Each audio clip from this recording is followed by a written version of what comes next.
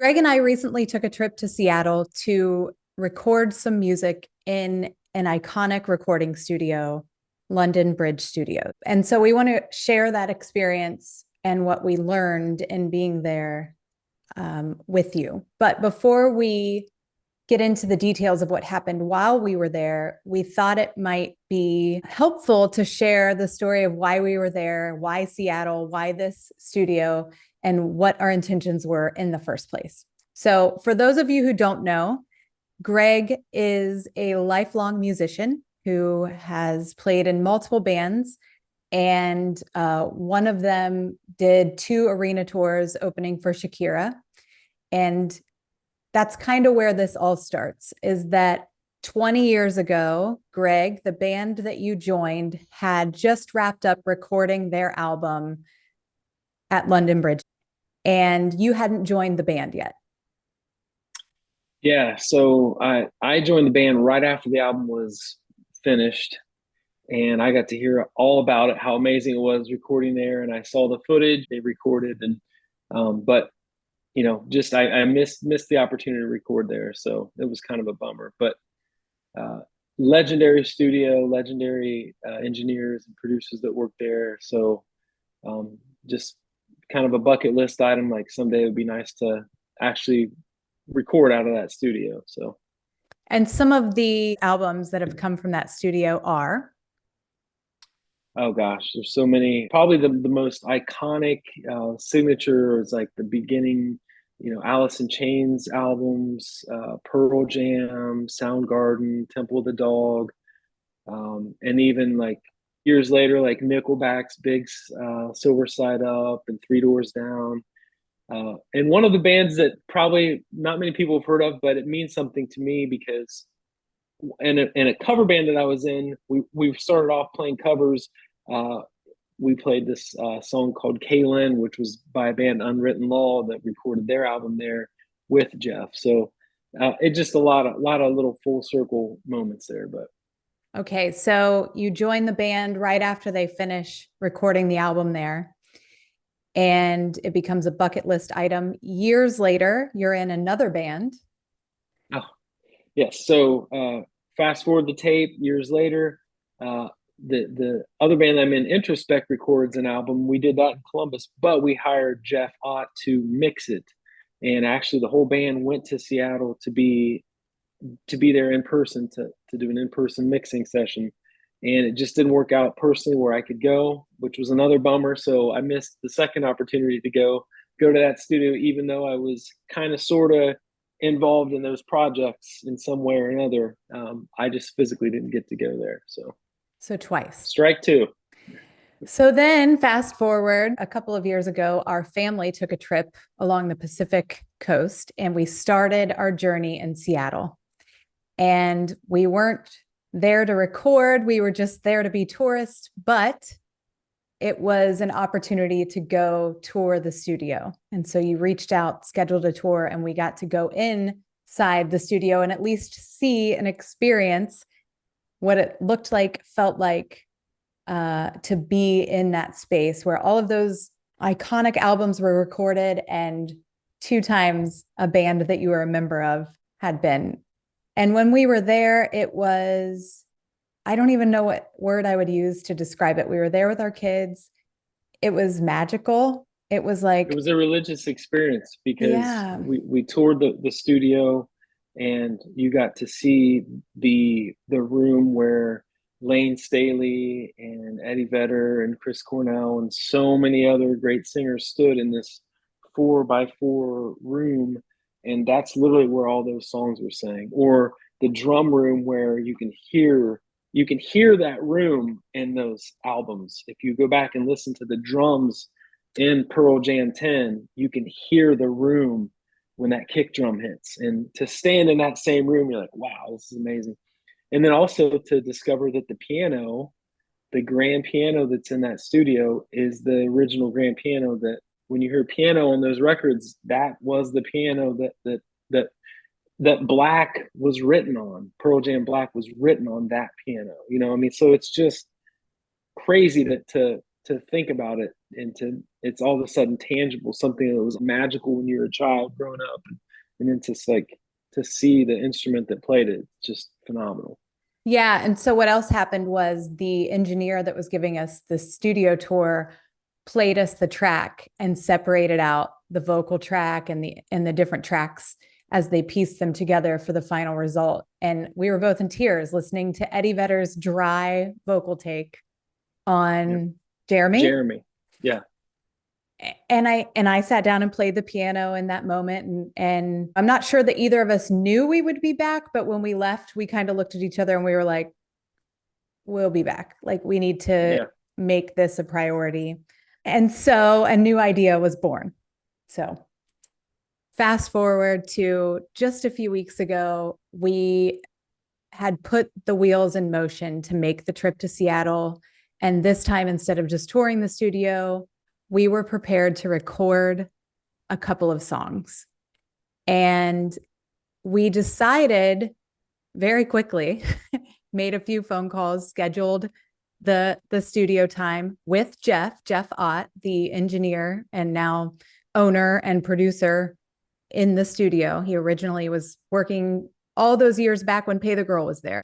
And so we scheduled the time with Jeff, and we came up with the idea that we were going to record two covers in our own way of songs that were originally recorded there to begin with, which is bold because they're big songs with big people, and the songs deserve a lot of respect and to be done well, which is hella intimidating, right? Right out of the gate. But then we also decided that we wanted to record a song that's very special to us that we wrote 15 plus years ago in our basement in Ohio when we lived there, when our kids were really little, and we had never, ever recorded ourselves. And so the work began. Now, do you want to give the backstory of the song that we wrote ourselves as well?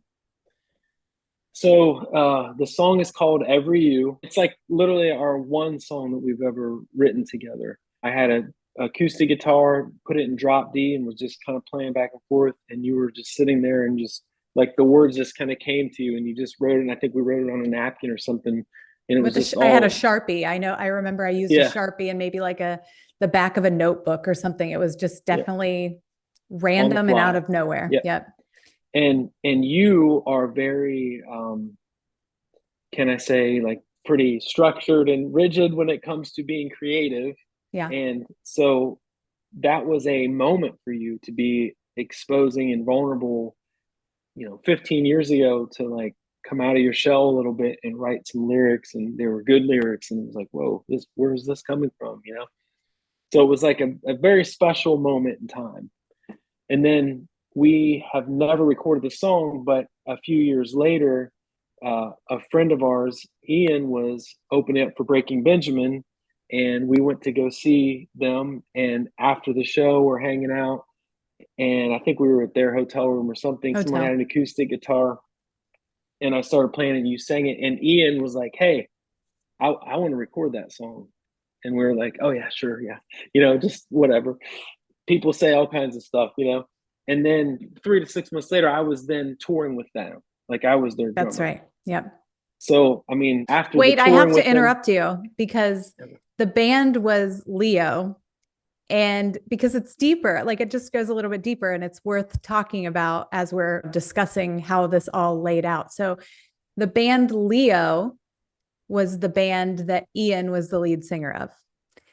And the band that Greg ended up touring with after they finished their tour with Breaking Benjamin. mhm. And Leo is the band that Greg and I went to see the very first time we ever hung out. So we're talking about a gap in years of like, gosh, 6, 7, 8 years between when we first hung out and saw Leo for the first time and when they opened for Breaking Benjamin, and we played that song in the hotel room. And Ian said, I want to record it. And then you went on tour with them. And then in that moment is when Ian's like, I really do want to record that song. And we're like, okay, hell yeah. Like you are such a huge part of our story. You mean so much to us in ways that you would just never even know, as many musicians or celebrities do to people. Yeah. And so the fact that he really did seriously want to record it was like, oh my God, this is amazing. It's the Yeah. one and only song that we've ever written together from start to finish in one session. It's like the one and only song I have ever really written ever in my entire Yeah. life, because you're right. I am pretty rigid when it comes to being creative. I have like this a little bit of a mental block when it comes to like just being expressive and flowing. Yeah. So that happened. So Ian from the band Leo, Ian recorded the song and released it. And it was like, okay, this is so amazing. A What a few cool feeling years, that was, you know? right, right. Yeah. So, but a few years later, it gets even sweeter. We drove over. So now this is like 2013, maybe. We drove over to St. Louis, which is where Ian was from, to see Leo play live. And he played the song live while we were there, and he gave us like a shout out, and it was just such a special emotional moment. Yeah. And so now in 2023 we decided, okay, it's been like a really long time, we should probably record our own song. And so Now is the time. we added that to the list of things that we were going to knock out at this studio in Seattle. So the other two songs that we were recording were Black by Pearl Jam, which, as Greg mentioned, was recorded in that studio, but also parts of the song were like actually written in that studio and played on that piano. And the other song that we recorded as a cover was Say Hello to Heaven by Temple of the Dog, which is the late Chris Cornell. So back to that, like these are huge songs by huge people that deserve a lot of respect. So much pressure to like do them justice.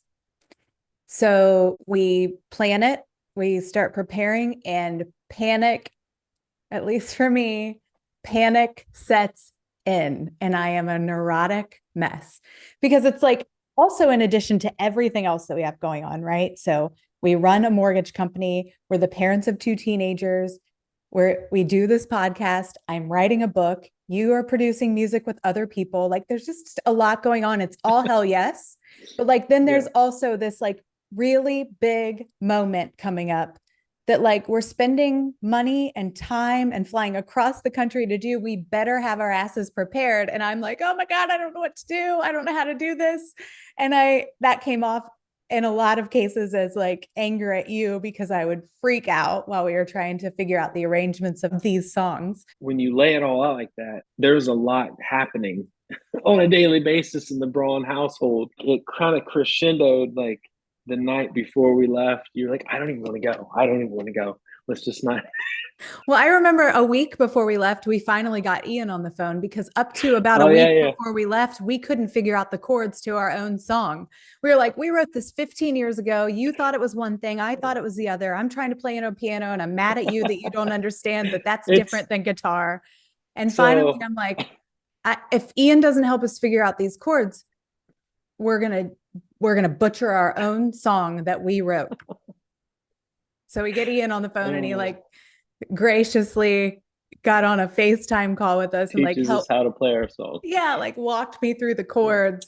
And that ended up being amazing. I felt so incredibly relieved as soon as I was off the phone with him. I mean, I hope you remember that moment because I sure do. It Yes. was like, oh my God, I can finally relax. This is going to be okay. It's going to Until be like the okay. night before, I was again panicking, like, I don't want to go. I'm not going to be able to perform. This is going to be horrendous. We're going to do shitty covers of these songs. But ain't no backing out when you've got plane tickets and hotel plans and studio time booked, right? Yep. You show up scared, you show up and you do it anyway. Yep. And we did. You cannot overlook this very important thing that happened is uh, the prep work that went into this. Like that's not the sexy part of the story, but we did practice a lot. We did do the reps. You knew the lyrics intimately. You knew what you were going to do. I really didn't know what I was going to play on the drums. I just knew I'd kind of like flow with it and see kind of what the vibe was and just kind of backfill that. But um, the trip from the beginning was a hell yes. From the moment our Uber driver picked us up from the airport, and he rolls up in this real shiny black SUV, and he looked just like The Weeknd. I'm like, hell yeah! Like, The how do I shades. discreetly get a picture of this? You know, and everything. It was like a perfect 10. And then we get in the car, and he puts on his shades and puts in blinding lights. I'm like, is this, am I being punked? Is this happening? I What's, could you know, not look at you because I was oh going my to God. lose it, It completely was lose it. amazing. It I was just kept amazing. looking out the window like, oh my God, I hope Greg is like picking up on all the exact same Wow. things that I'm taking in right now. And of course you were. But yeah, so I mean, that just set the tone. We didn't have to be at the studio till the next day. So of course I had to make a suggestion, also known as plan, and you're coming along, that we went to visit a place called Float, which was super awesome. We had a sauna and cold plunge session, which helped us kind of settle in and like be present in that moment. That's exactly what that does for me anyway. So that was a super cool experience. And then the next day it was time to show up to the studio at 10 a.m. 10 a.m. tomorrow. Santa's coming. That's what it felt like. Going there, in the morning was just very exciting, very magical, because you just knew like you were just walking into this magical place where so much has happened in that one room. That's just, and I think, first of all, Jeff, his vibe is very welcoming and relaxing. And of course, as he was telling us, he works with people like Dave Matthews and huge, phenomenal talent that come in there and record. I mean, you've got to just be very flexible and easy to work with, and like that's something that I noticed right away was just the vibe was definitely right for you to feel relaxed and be able to Mm-hmm. perform, and for me to really feel the flow. But just kind of showing us around the studio and the instruments and everything. The beginning of the session was just more of a get to know each other, get a feel for the instrument choices in the room,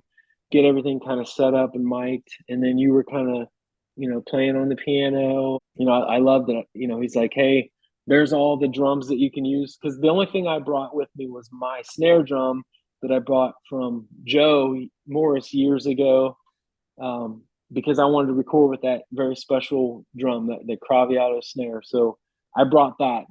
That was something, the only drum that I brought with me, and then everything else I had to use of theirs. And that was the first time you've ever traveled with your snare drum, right? Yeah, All those years of being a touring yeah, musician. And that was the first time you ever walked through an airport carrying your with my snare snare drum. drum. Isn't that I think amazing? because we always checked our gear, and we had flight cases and things like that when we did, Yeah. you know. But for one-off stuff, yeah, I would never bring my snare like that. But Yeah. it was kind of funny. Either that guy's a cook and that's his big skillet or something, Just or he's a walk. drummer. I don't know. Yeah, Yeah.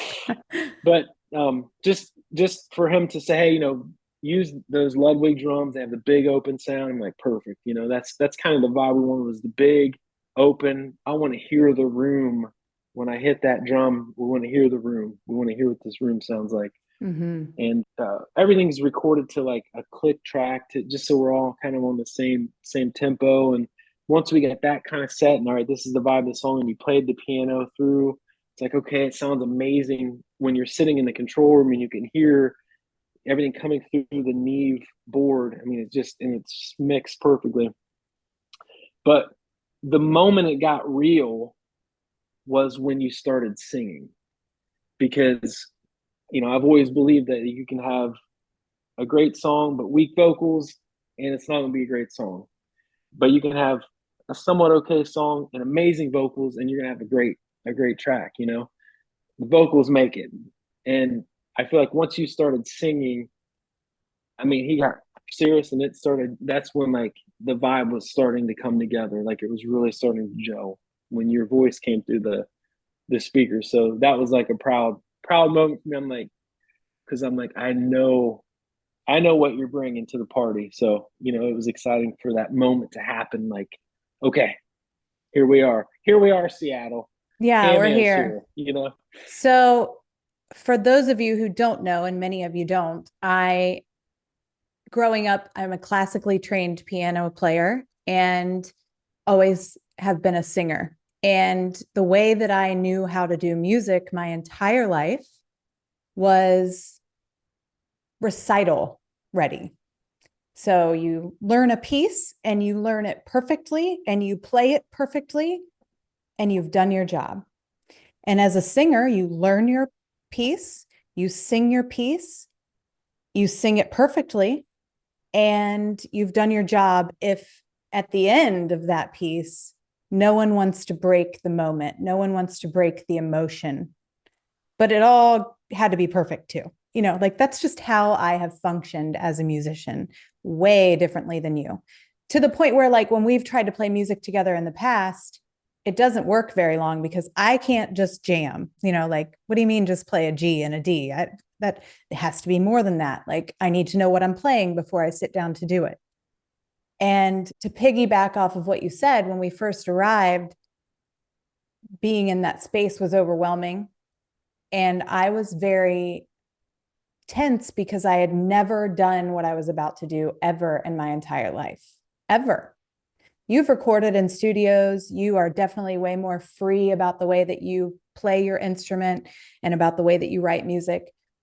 And so I wasn't really intimidated. And Jeff, like you said, created this space where I personally felt safe to explore outside of what I knew my entire life as a musician. And had he not been the way that he was, I'm not sure that what happened over the course of those 4 days would have been as magical as it was. So I feel like he definitely played a huge role in helping me settle in and also helping me find who I am as an artist. But when we first started recording on the piano, I didn't really know exactly what I was going to play yet. Like, we practiced, you're right. We recorded demos. We sat in Fridays, Saturday nights, and just played hours and hours and hours of music to be prepared. And I had literally the music that I played and recorded scored for me through the computer software program that I was playing off of. And it was like kind of half right. And I was kind of playing it right. But it just happened. It just worked. Yeah. And I was really nervous about playing to a click track because a click is like, sounds crazy. I'm like a rigid piano player, but now you want me to play to a rigid click track, a rigid tempo. And I'm like, I don't know what the hell to do. I can't do that. But I did, and it worked. And then when I started singing in that room, I don't know what happened, and it's going to sound crazy. It feels crazy to even say it, but I don't feel like I was in the driver's seat. Like, I don't feel like I was the one in the control room up here in my brain, because I knew the lyrics, I had practiced, I had an idea of how I wanted to sing these songs and what I wanted them to sound like. But then all of a sudden, through the room and through Jeff's guidance and through that window, your constant thumbs up and, you know, constant affirmation of like the job that I was doing, something just happened and it all just started coming out. And it was like a feeling I'm not sure I've ever experienced before in my entire life, specifically as it pertains to music and being an artist and being creative, but like just probably period overall Yeah. my entire life.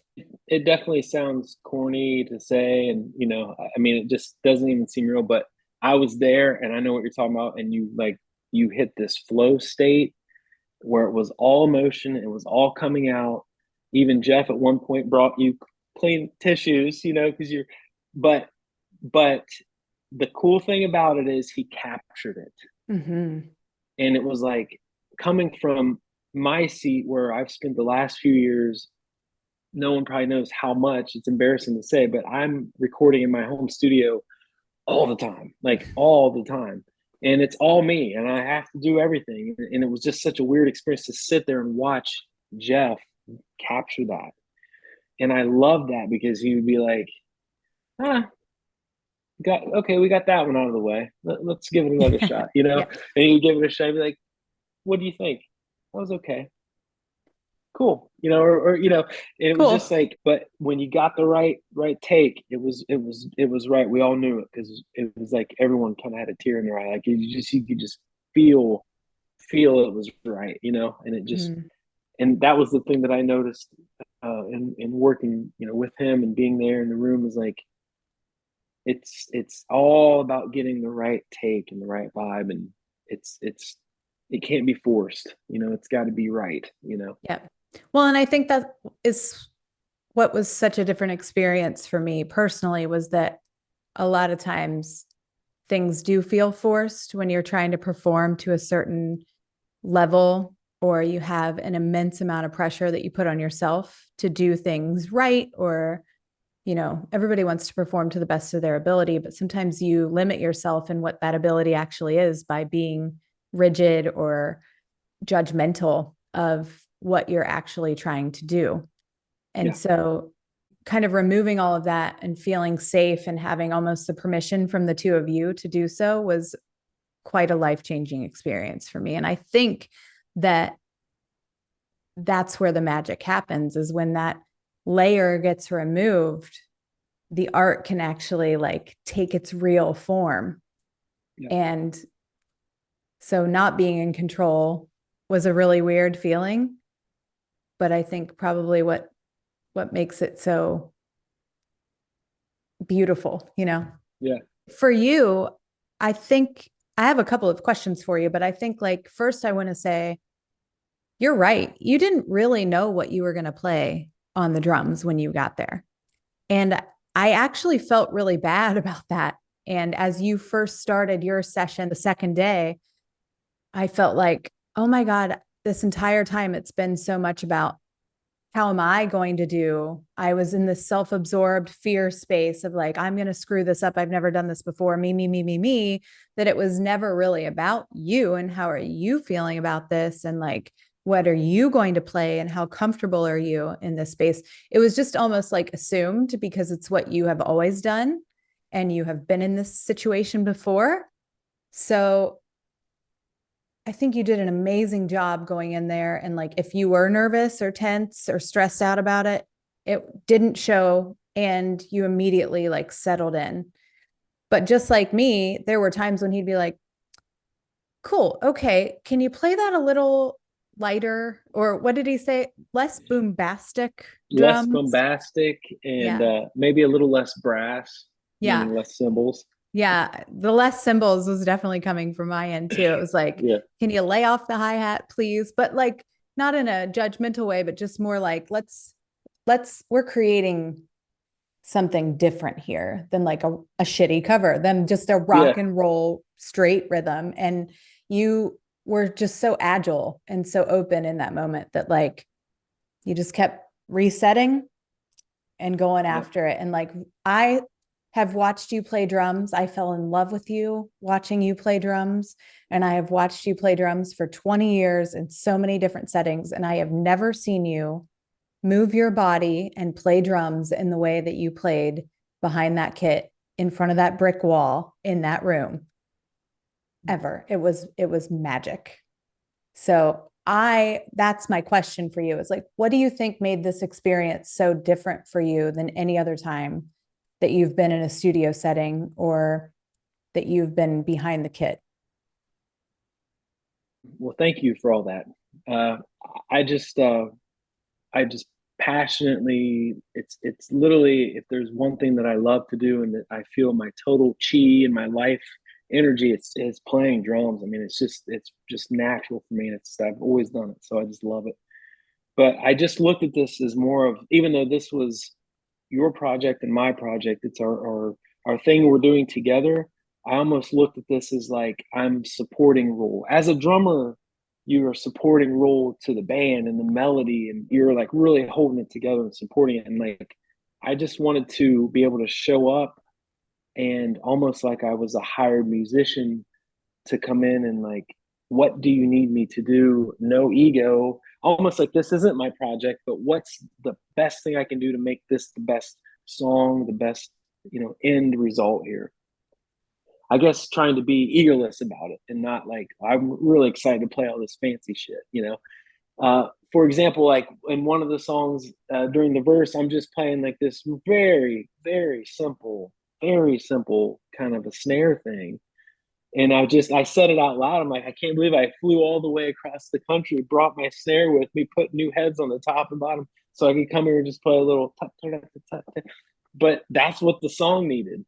So it didn't need a Danny Carey drum solo, thing. And when you So finished that take, Jeff and I both shot up. We looked at each other first, like, oh my God, okay. And then yeah, we both shot up and looked out at you, and you were kind of like iffy. And we were like, that was it.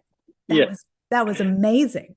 And you're like, yeah, really? But yeah. yes. An old manager says, dare to be dumb, dare to be dumb, because it might seem simple to me, but to the listener, that's what you feel. Mhm. That very simple human connection of just something simple that makes you just move.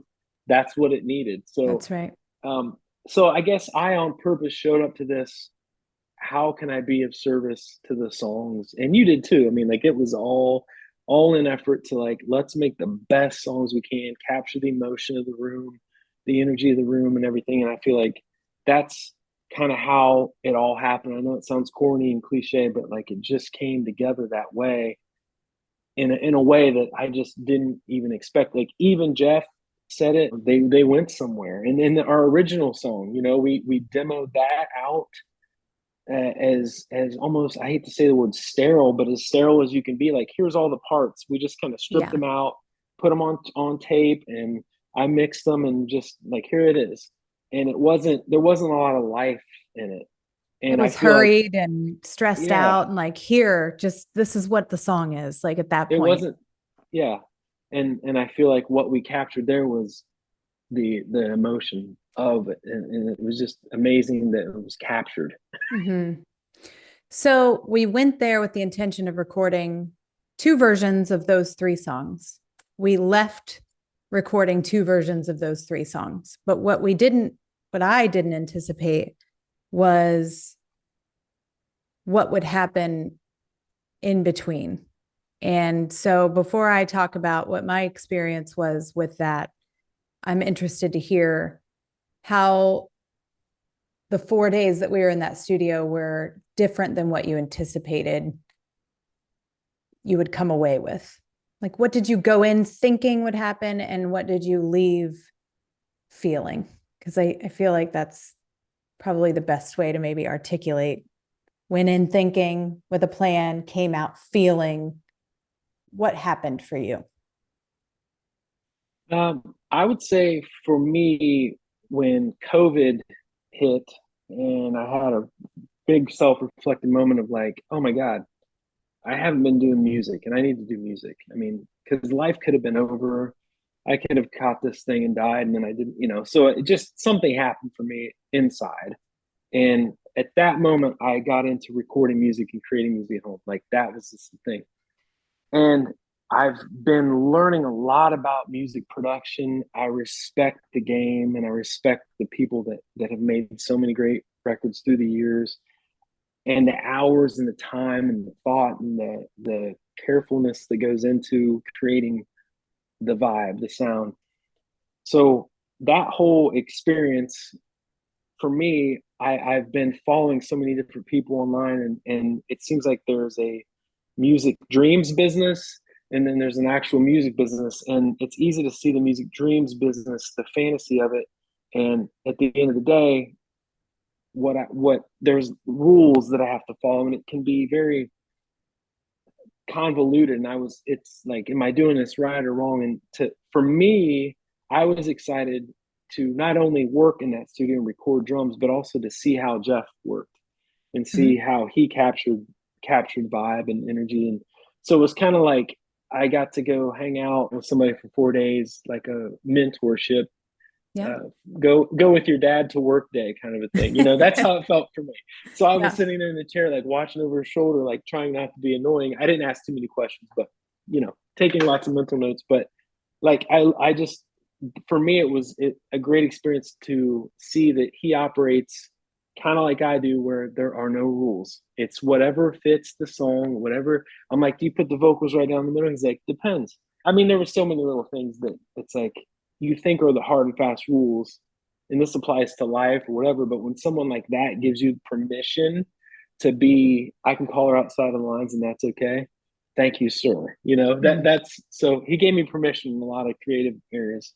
The one thing that I thought was really funny was like before I recorded my drums, I was like, hey, you know, before I do this, please, you know, work me here, make me make these the best that I can be. And so no ego, like put it to me, push me, you know, just like you would tell a coach or a trainer, you know, like push me to the limit here.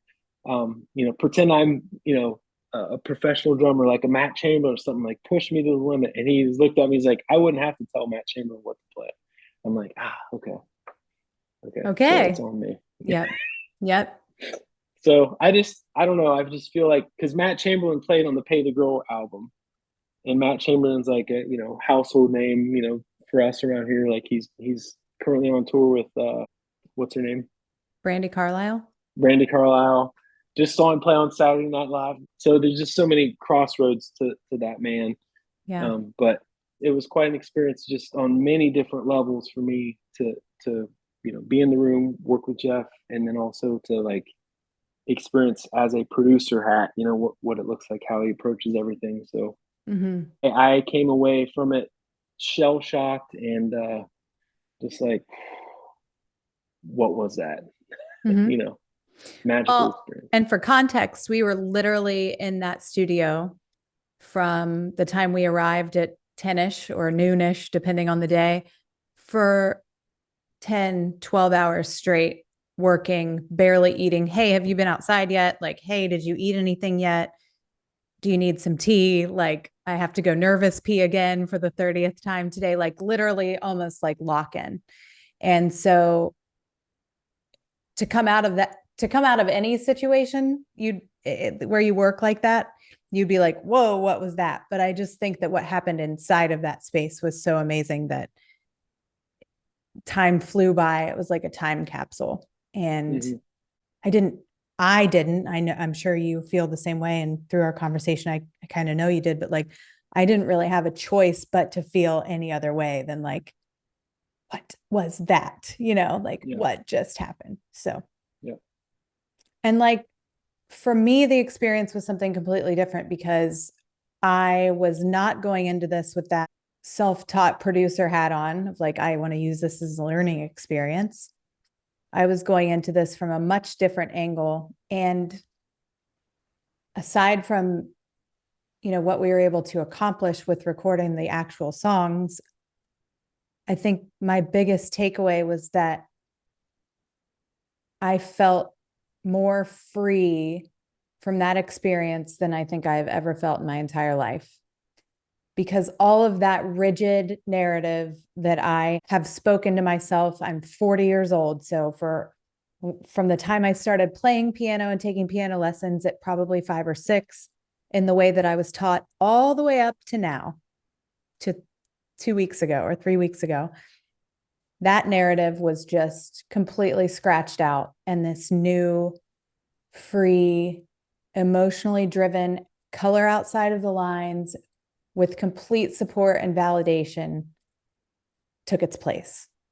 yeah, I can't say enough about Jeff and the atmosphere that he created and the vibe and the safety and the support and the encouragement to try something new. Try it like this, sing it softer in a way that like I would have never done on my own.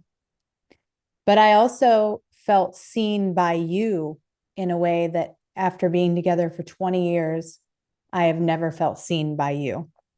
mm, Because I've always been a part of your music journey. And you were so selfless in the way that you were like, this is your opportunity to flower. This is mm-hmm. your opportunity. And you said it when we arrived. this is her opportunity to be the flower. And I just can't wait to see what happens. And like being able to go perform in a way that I feel confident in my talent, but maybe not confident in expressing it out to the world, and have you be that way was like a major shift for me. Mm-hmm. I think the other, like my other really big takeaway is that I now feel that in every aspect of my life. And I'm not sure if you would even agree with me here, but I feel like since we've been back, I've approached things differently because of that experience than I did leading up to that experience, maybe my entire life.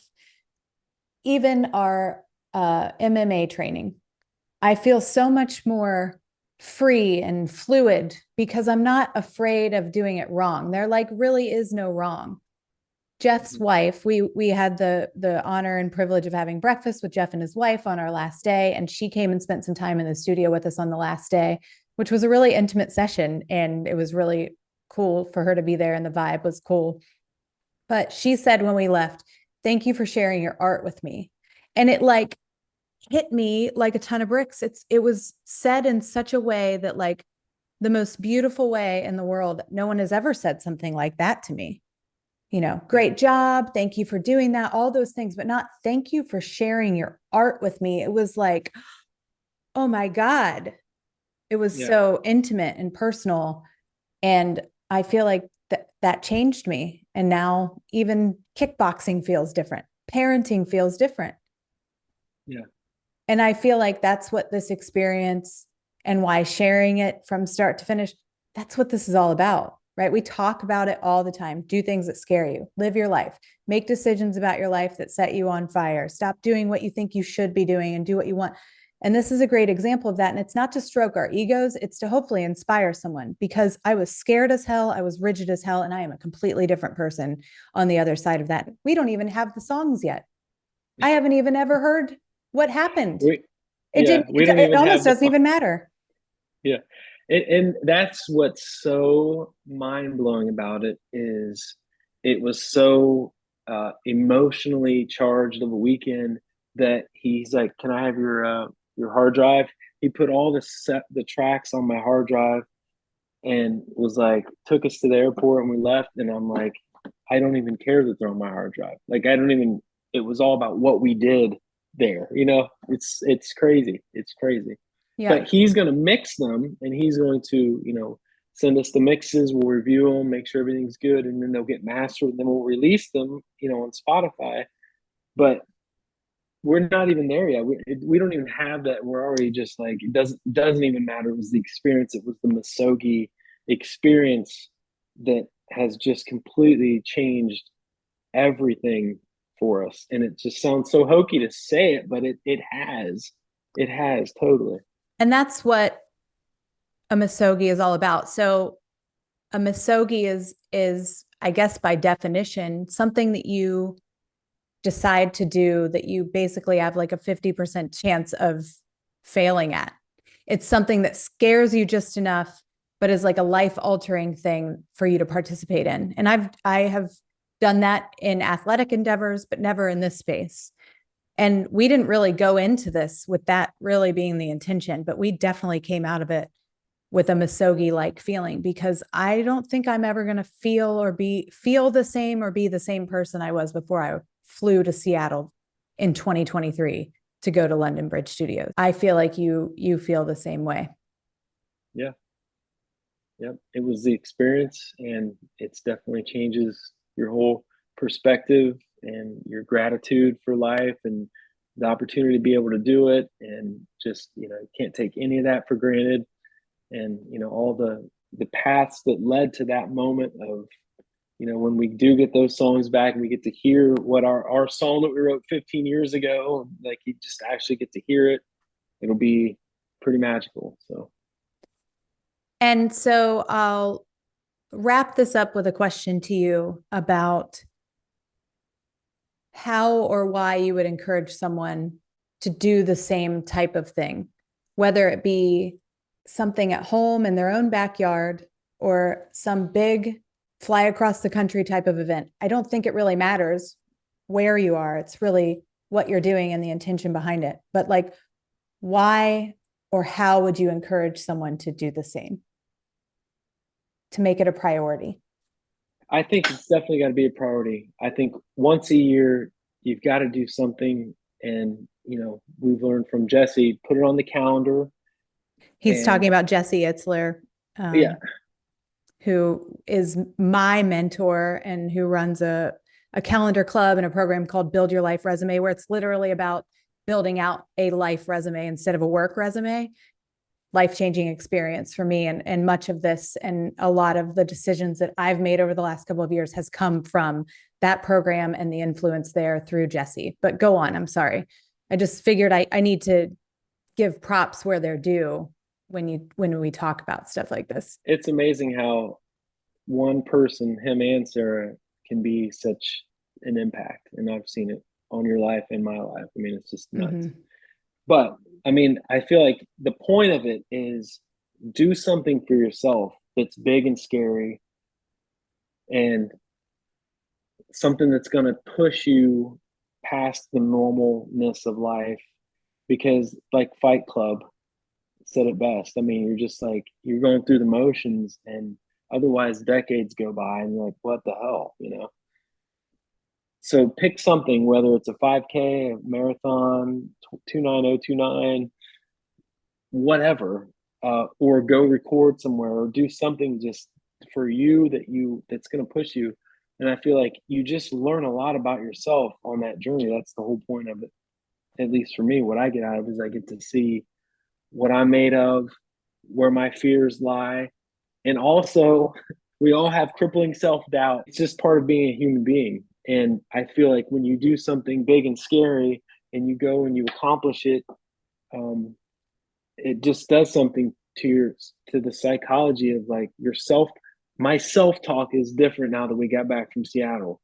I've worked on music a little bit since then, and the stuff that I'm doing, just it's totally different, like in a way more confident way, because now I've got some different tools and things that have like, it's okay to do it this way, just that kind of stuff. It just changes your inner dialogue for the better. Because otherwise, you have this little voice in your head that's like, be scared, don't do that, don't try. Mm-hmm. But you kind of squash that, and then this optimistic, you can do it voice kind of takes over, and then you just feel more confident and more, as you said earlier, more free to Mm-hmm. move around and feel that confidence, and it spills into other buckets and other areas of your life. It's just the way it works.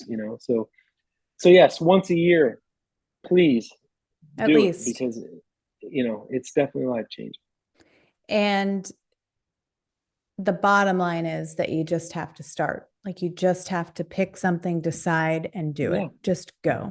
When we arrived, we said, just being here is enough. And on a previous podcast episode, I shared that I was a neurotic mess and I was being mean to you about it. And, I was pushing myself past limits that I had. And now on the other side of that, exactly what I hoped for would happen, but like in a major way that's beyond what I could have ever imagined. And there's so much beauty in that openness and just deciding, starting, and then allowing it to happen. And until you put yourself in that situation, you never really know what's going to be the result or how you're going to feel or what you are made of and capable of. So, What's the quote? if you want to have an exceptional life and you want to do unbelievable things, you have to put yourself in exceptional situations. And that came from Jesse Itzler at the start line of my 2022 Misogi 29029, which I have yet to share, but that's the message. Yep. That's the message. So once the songs are done, we'll share those They're as all well. yours. Yeah. Yeah.